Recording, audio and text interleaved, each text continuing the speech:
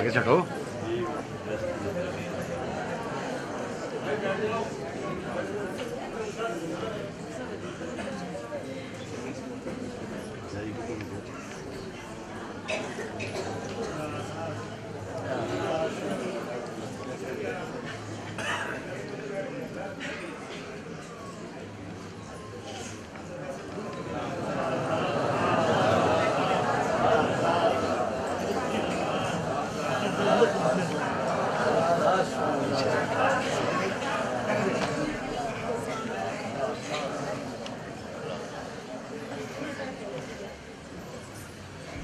के पूरा होने के लिए सत्संग में आ जाते हैं, और जब वो उनका काम बन जाता है तब उनको परमात्मा की लगन भी लगती है और फिर वो मालिक के चरणों में लग जाते हैं। काम तो रासों जाल सबका पूरा करेंगे। मेरा कहना ये है कि इस नए साल में आप लोगों का परमार्थ अधिक से अधिक बनना चाहिए, तो उसके साथ साथ आपके दुनिया के कामकाज भी बनेंगे, लेकिन बहुत ज़्यादा लोभी मत हो जाइए, लोभी भी नहीं होइए और कंजूसी भी मत कीजिए। ज़्यादातर लोग जो हैं वो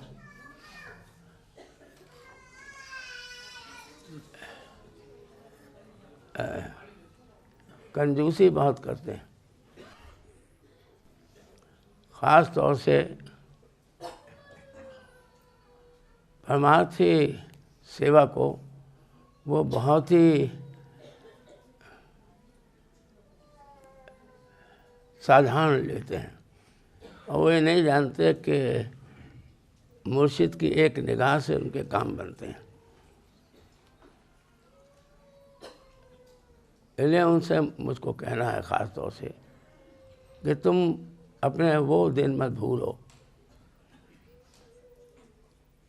जबकि तुम्हारे पास कुछ भी नहीं था, परमात्मा में लगाए गए और उसके बाद दिन दिन तरक्की पाते गए। लेकिन तरक्की पाने के बाद फिर परमात्मा को भूल जाओगे? अरे जिसके आधार पर तुम आज जो हो वो हो,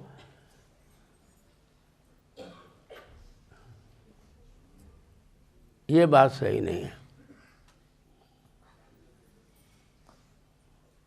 परमात्मा की मुख्यता होनी चाहिए।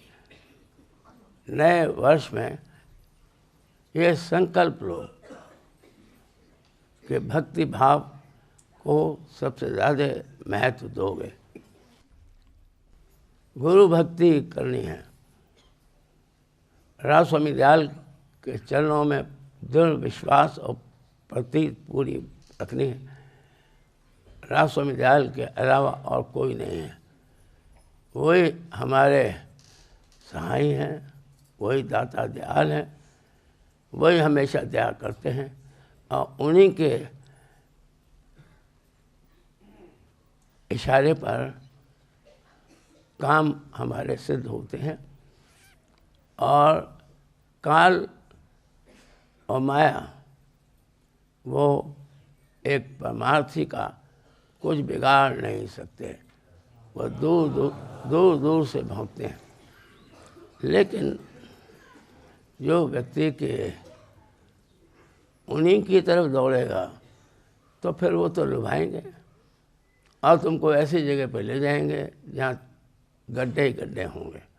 इसलिए समझ जाओ और नए वर्ष में ये संकल्प लो कि इतनी बड़ी दया कुल मालिक राव स्वामी दयाल ने की है, तुमको अपने चरण शरण में लिया है, अपना ठिकाना बख्शा है, और तुम नए वर्ष के ऊपर भी यहाँ पर हुजूर महाराज का मत्था टेकने और उनकी दया प्राप्त करने के लिए आए हो। ये बहुत बड़ा भाग है। मैं देख रहा हूँ कि नए साल पर भीड़ बहुत बढ़ती जा रही है। अपने बचपन में क्या था और अब अपने बुढ़ापे में क्या देख रहा हूँ।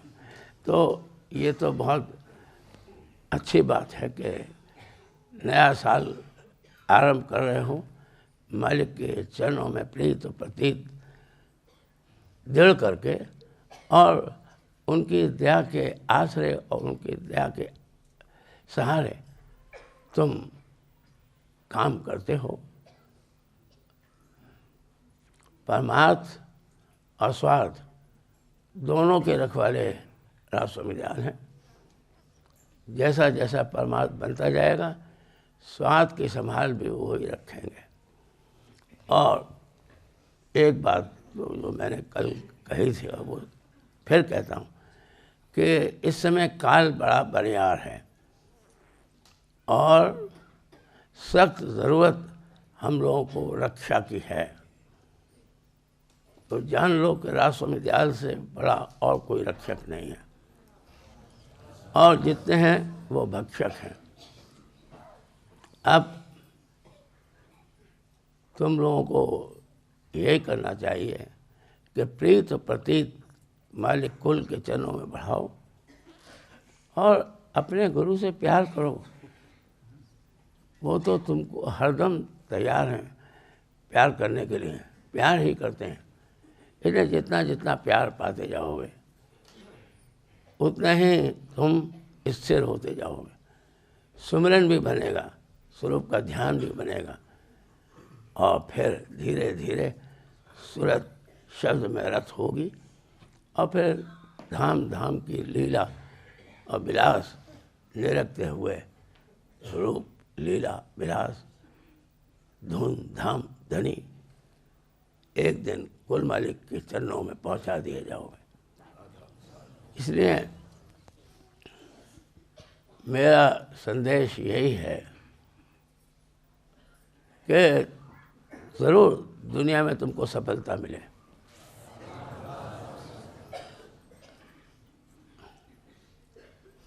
जिनके पास कोई काम नहीं है उनका धंधा चले,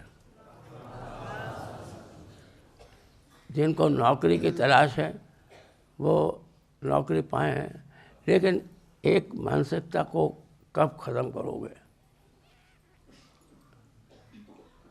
ये ब्रिटिश गवर्नमेंट ने ये हम लोगों को नौकर बनाने की बात की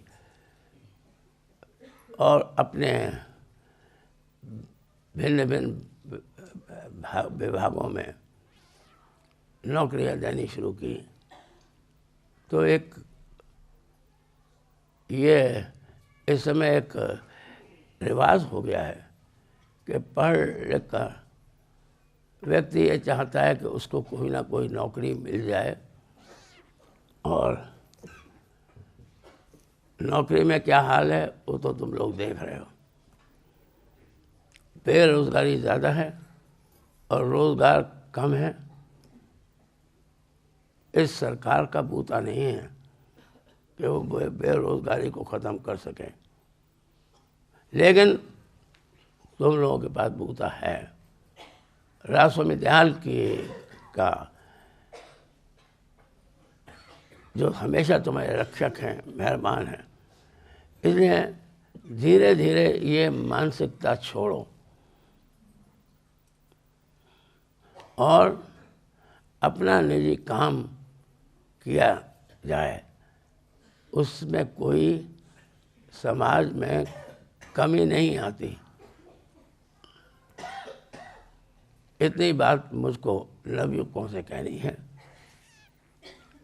हालात ख़राब हैं और दिन से दिन बद से बदतर होते जा रहे हैं, लेकिन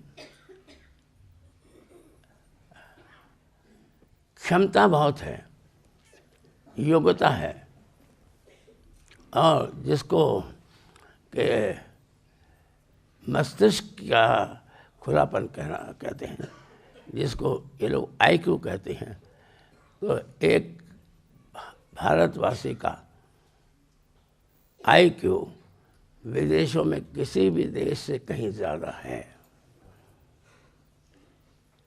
लेकिन मानसिकता इस बात की हो गई है कि हमको नौकरी करनी है। इस मानसिकता को छोड़ो। समाज में प्रतिष्ठा नौकरी से नहीं होती। ये जितने बड़े बड़े ऑफिसर्स हो रहे हैं उनकी हालत बहुत अच्छी नहीं है और भ्रष्टाचार, रिश्वत, इसका बाजार गर्म है।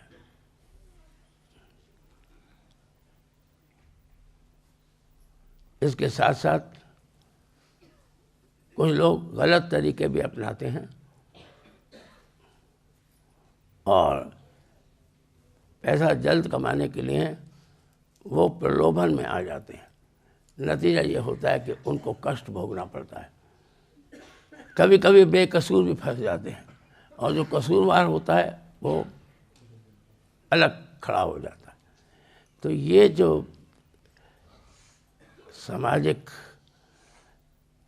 भेदभाव है, इस समाज में योग्यता की का मूल्य नहीं है, इसको बदलना होगा। नए साल में ये संकल्प लो कि ये मानसिकता जो है वो न तुम पर आए और तुम देखो कि तुम्हारे बच्चे भी इस मानसिकता से बचे रहें। बच्चों की उम्र में बच्चों को पढ़ना लिखना चाहिए। उनको ये मोबाइल फ़ोन पकड़ा देना सही नहीं है। मैं सब माँ बाप से कहना चाहता हूँ कि अगर तुमने अपने बच्चों को मोबाइल दे रखा है तो वो सब उनसे वापस ले लो।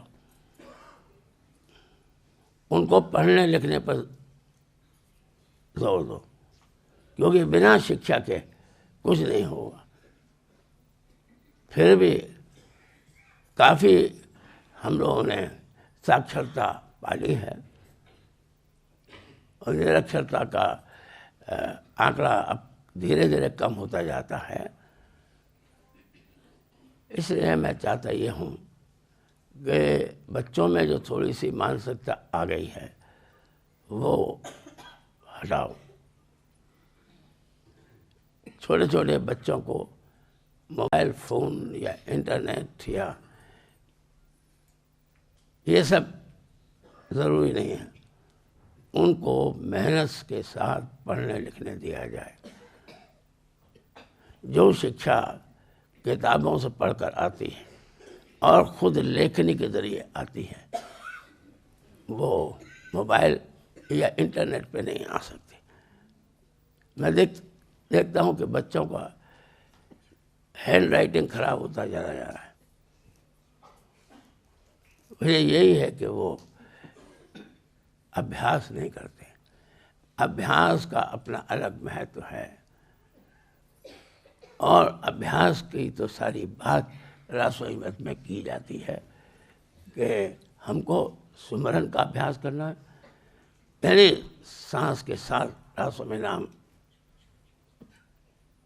ऑटोमेटिक आता है। स्वरूप का ध्यान जब चाहें तब मिले।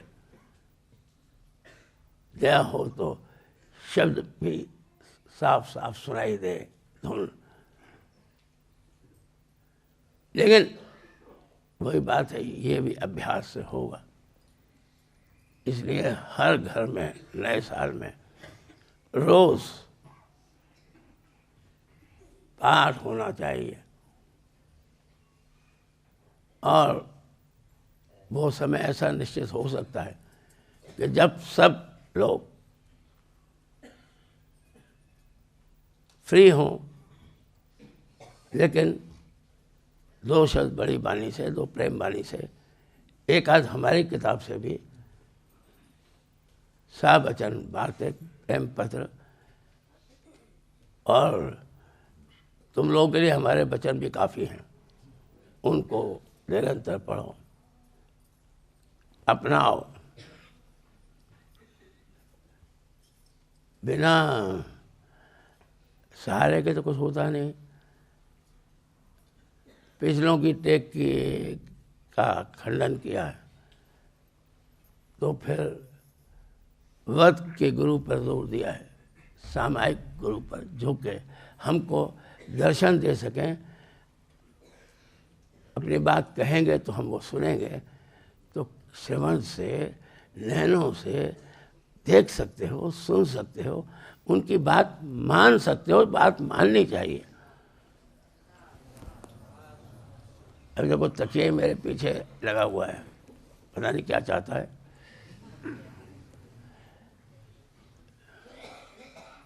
जब तकिया पीछे लग सकता है तो तुम क्यों नहीं?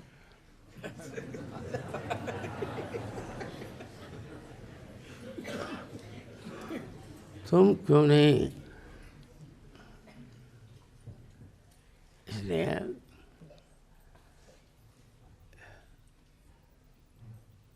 पीछे की भी बात नहीं है, आगे आइए।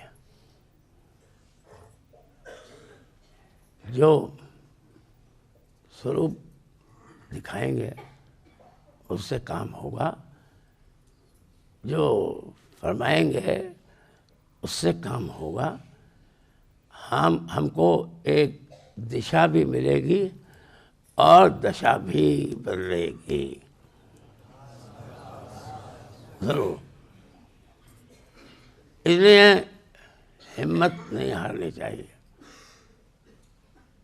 हिम्मत हारना मानसिक दुर्बलता है। है ना, हिम्मत मर्दा मदद खुदा। तो जो हिम्मत करता है उसकी मदद मालिक कुल करते हैं। और एक बात मुझको ये कहनी है कि परमात्मा में की हुई कोई भी सेवा वो खाली नहीं जाती। उसमें कंजूसी करते हो और दया मुफ्त मांगते हो। खैर दया तो मुफ्त मिलती है, इसमें कोई शक नहीं, लेकिन कुछ फ़र्ज तुम्हारा भी होता है। अपने फ़र्ज को जरूर निभाओ। और फिर वो तो रहीम हैं, रहमत करते हैं। वो तो गरीब नवाज हैं, तो गरीबों पर दया करते हैं। और उनके सामने कौन धन्ना सेठ है? हम लोग तो सब मांगता हैं, दाता वही हैं। इसलिए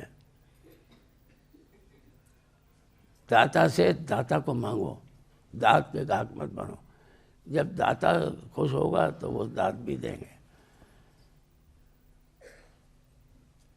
इन बातों को ज़रा ध्यान में रखिए और नए साल में एक नया मोड़ लीजिए, एक सार्थक मोड़, एक हिम्मत का मोड़, एक साहस का मोड़। और सब काम मालिक की मौज के हवाले कीजिए, लेकिन ज़्यादा उसमें अपने आप को पूरे तौर पर लगाने की ज़रूरत नहीं है।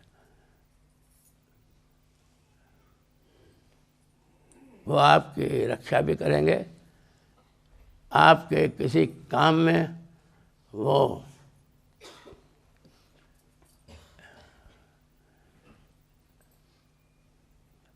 हमेशा आपकी सहायता करेंगे, लेकिन काम वही जो सही और दुरुस्त होगा। अगर दूसरे का शोषण करोगे तो साथ नहीं मिलेगा मालिक का। अगर रिश्वत लोगे तो साथ नहीं मिलेगा। अगर और कोई भ्रष्टाचार करोगे तो मालिक तुमसे नाराज खुश नहीं होगा। भ्रष्टाचार हो, व्यभिचार हो, ये बातें सत्संगी युवकों को, युवतियों को शोभा नहीं देती। मैं महिलाओं के काम करने के खिलाफ नहीं हूँ, लेकिन उनको मैं स्वतंत्रता दे सकता हूँ, स्वच्छंदता नहीं।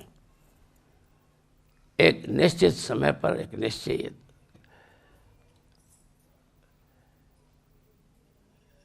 मर्यादा के अंदर काम करने में कोई हर्ज नहीं है। लेकिन ये क्या ज़रूरी है कि आप सांझ होने के बाद भी इधर से उधर विचरण करती रहती है। क्यों? वो कहते सांझ हुई घर आना। अरे साहब, इतना तो वो भी था कि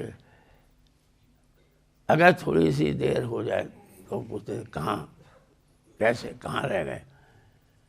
इसलिए मैं माँ को भी ललकार रहा हूँ कि बहुत ज़्यादा स्वतंत्रता लड़कियों को न दीजिए, थोड़ा बहुत उनके ऊपर अंकुश रखने की ज़रूरत है। और ये जो घटनाएं होती हैं, ख़ास तौर से दिल्ली में जो घटनाएं होती हैं, ऐसी घटनाएं मैंने पंजाब में नहीं देखी, और होती हों तो थोड़ी बहुत होंगी। मैंने बम्बई में नहीं देखी, मैंने मद्रास में नहीं देखी। वजह यह है कि सारे महत्वाकांक्षी, सारे स्वार्थी, सारे बेईमान उस जगह पर इकट्ठे हो गए। और जब इकट्ठे ऐसे लोग हो जाते हैं तो फिर उसका नतीजा तो होता ही है, वो तो अब देख रहे हैं। लेकिन राष्ट्रविद्याल रक्षक हैं, ज़्यादा दिन तक ऐसी बात चलने नहीं देंगे। उनके पास 50 उपाय हैं सही और दुरुस्त करने के लिए। बड़े बड़े शासक आए, सब आगे चले गए, लेकिन इसमें परिवर्तन हुआ कि साहब हम कोई बिल्कुल डिफरेंस के साथ आएंगे, कुछ नया काम करके दिखाएंगे। Party with difference. मुझको तो इन पिछले कुछ सालों में कोई डिफरेंस नहीं देखा।